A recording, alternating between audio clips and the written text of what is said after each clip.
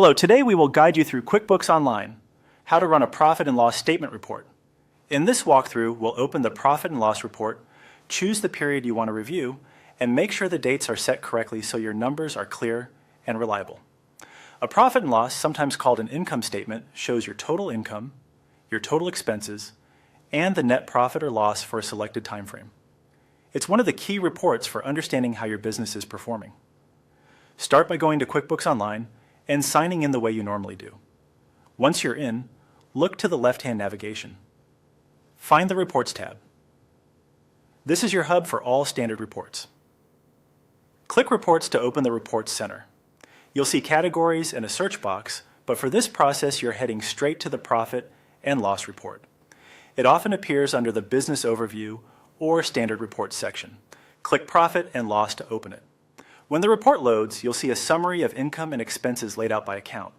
Before you review the numbers, make sure the time frame is correct for what you want to analyze. At the top of the report, click Report Period. This control lets you define the window of time the report will cover. You can select a preset, like this month or last fiscal year, or you can set your own dates. To set a custom range, click the From field to choose your starting date. Pick the first day you want the report to include. For example, if you're reviewing a quarter, you might select the first day of that quarter. Then click the To field to choose your ending date. Select the final day you want to include in the results. Be sure both dates reflect the exact period you need, so the totals line up with your goals, whether that's a month, quarter, year, or a special project window. After setting the dates, the report will refresh to show income and expense activity only for that period. Take a moment to scan the totals and the net income line at the bottom. This is the quick snapshot of how your business performed. If something looks off, double-check the From and To dates you selected and confirm you're looking at the intended period. It's also helpful to be consistent about whether you usually review on a calendar year or fiscal year basis, so comparisons stay meaningful over time. That's it.